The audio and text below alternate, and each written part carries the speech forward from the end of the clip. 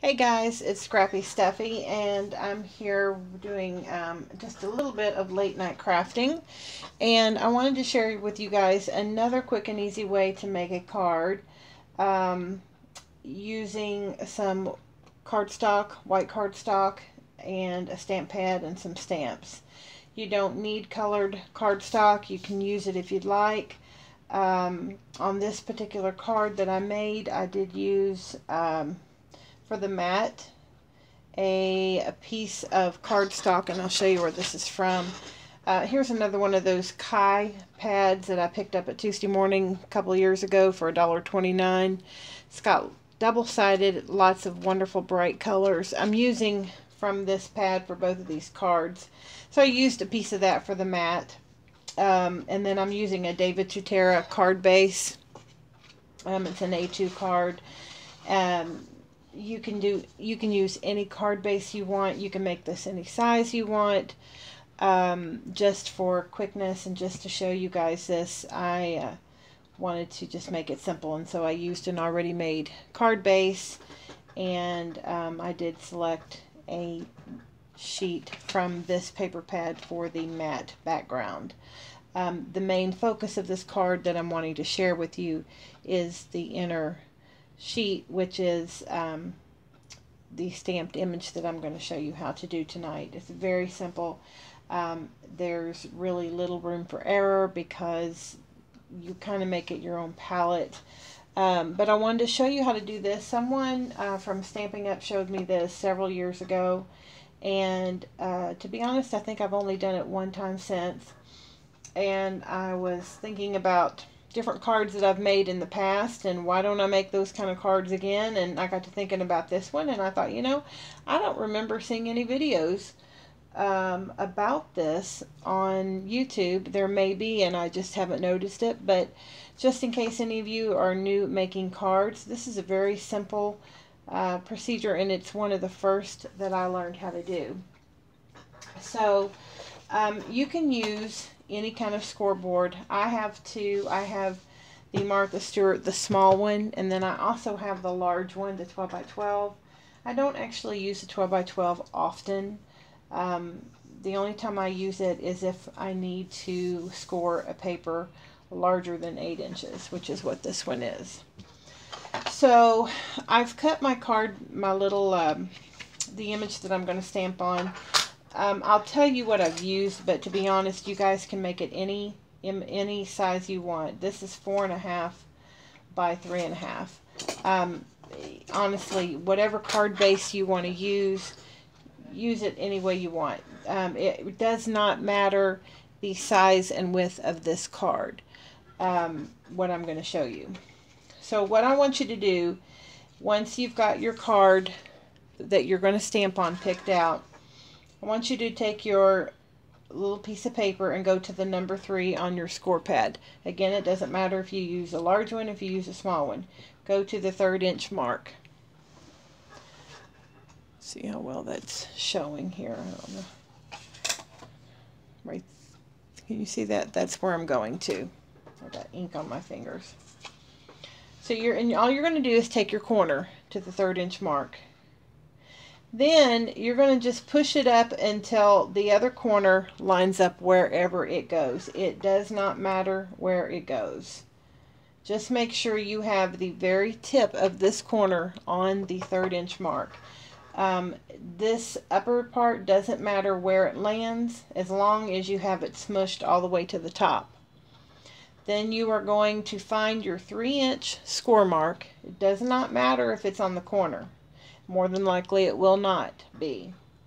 Find your 3-inch score mark and just score. Go over to your 4-inch mark and score. If you still have room, go over to your 5-inch mark and score. Go back to your 2-inch mark and score. 1 inch and score. When you're done, your paper will look like so. Now you are going to turn it around the opposite direction and do the same thing. You're going to put your corner on the 3rd inch mark here, and then you're going to tilt it so that the end is pushed up to the top, it does not matter where. It only needs to be, you need to make sure that this corner is on the 3rd inch mark. It doesn't matter what mark this corner lands on, as long as it's just smushed all the way to the top. Same thing, we're going to find the 3 inch mark and score, 4 inch mark and score, 5 inch mark and score, 2 inch and score, 1 inch and score.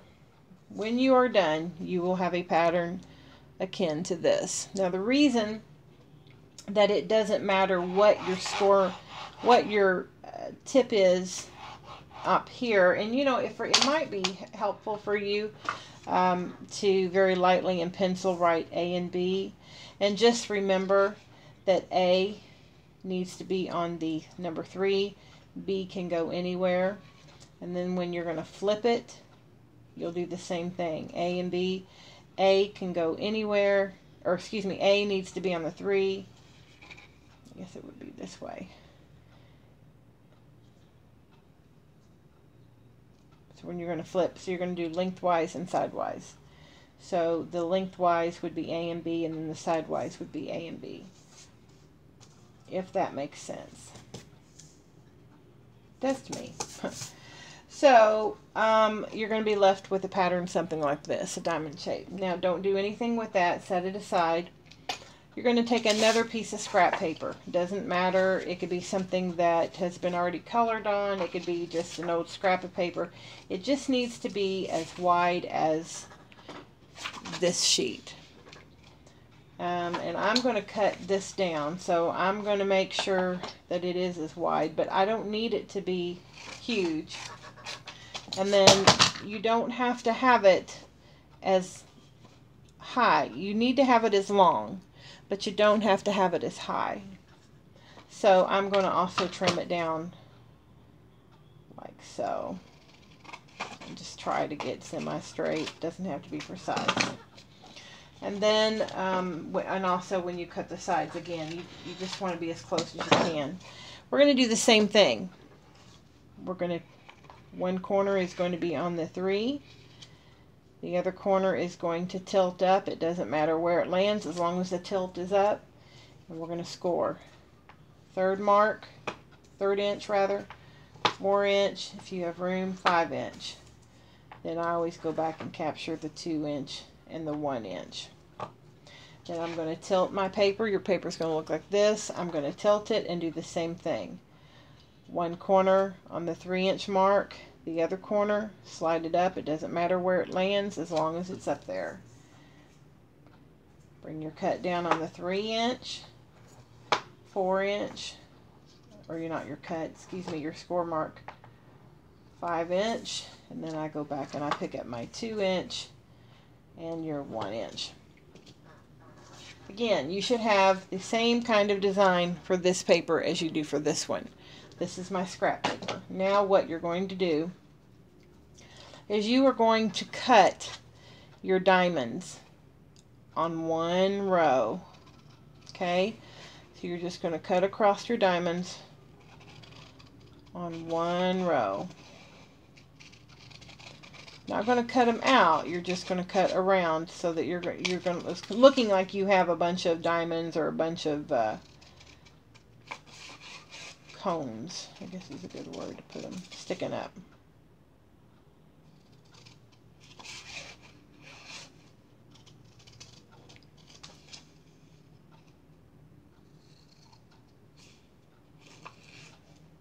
Now,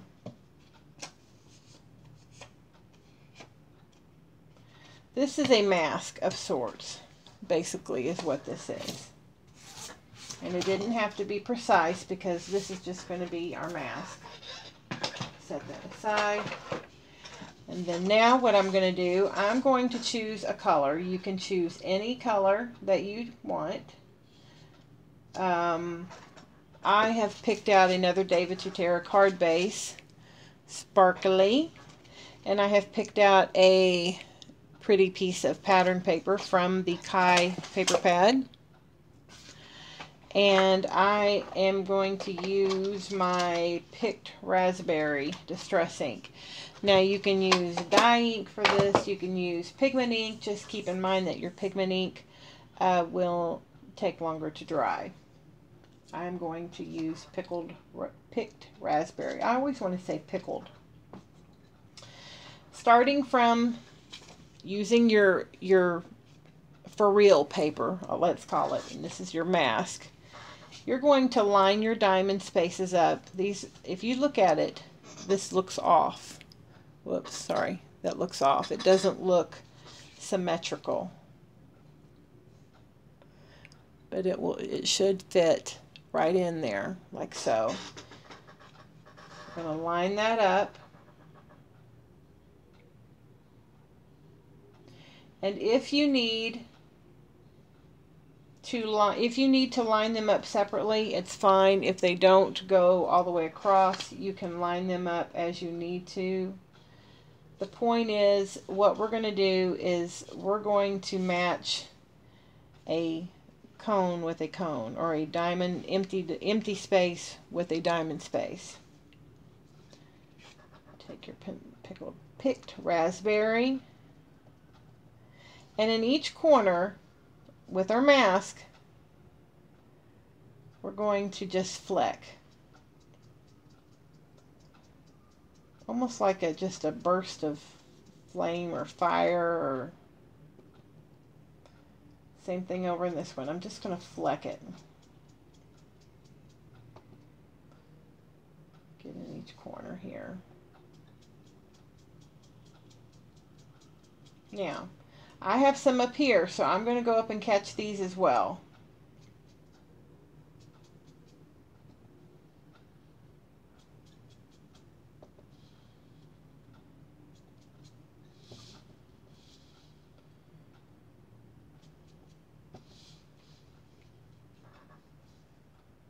So we're using our mask, and we're only getting the corners of the diamonds.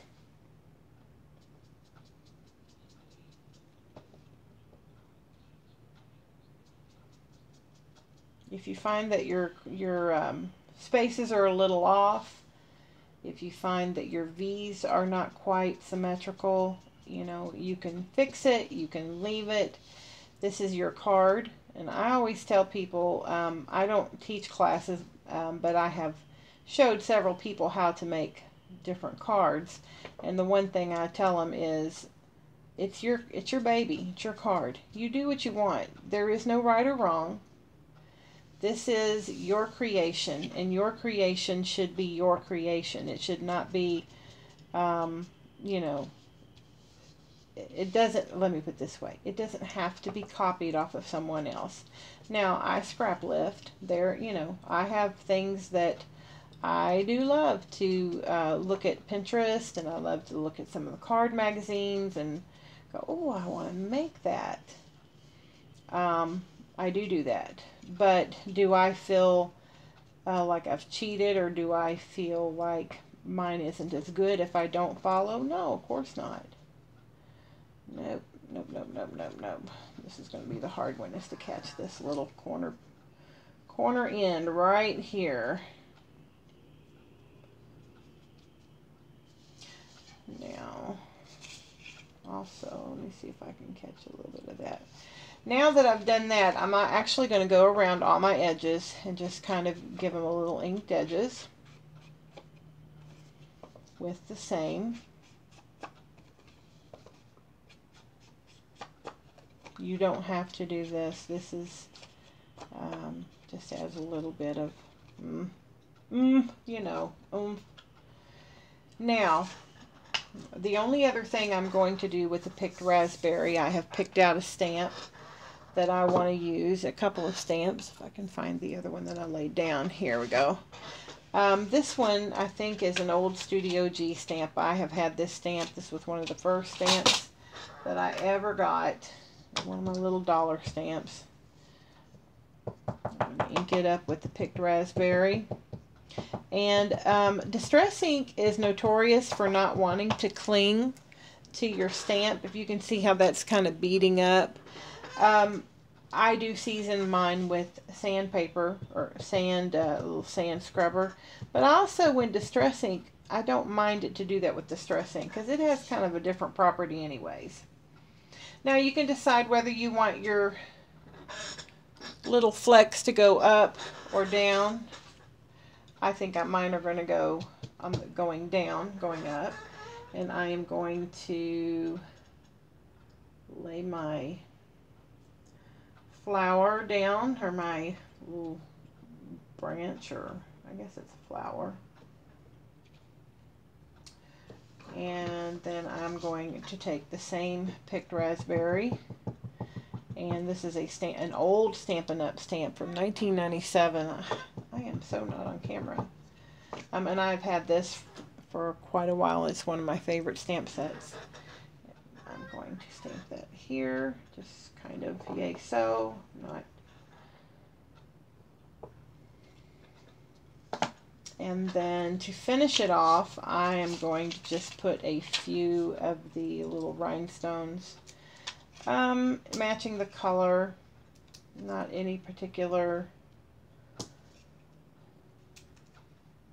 I'm not real particular about my rhinestones. I've already pre-cut this card. All I need to do is glue the back to this mat. And again, I'm not sharing measurements because the measurements are not important. That is not important to this card, making it all. What is important is that you pick out the size, you pick out what you want. And then for this, to adhere this, I do use a little bit stronger adhesive. This actually is just some Elmer's craft glue that I've put in one of my little bitty squeeze bottles, my little fine tip bottles. And when it's sticking to the glitter paper, I prefer like a glue adhesive instead of the tape adhesive. To me, it seems like the tape adhesive doesn't do as well.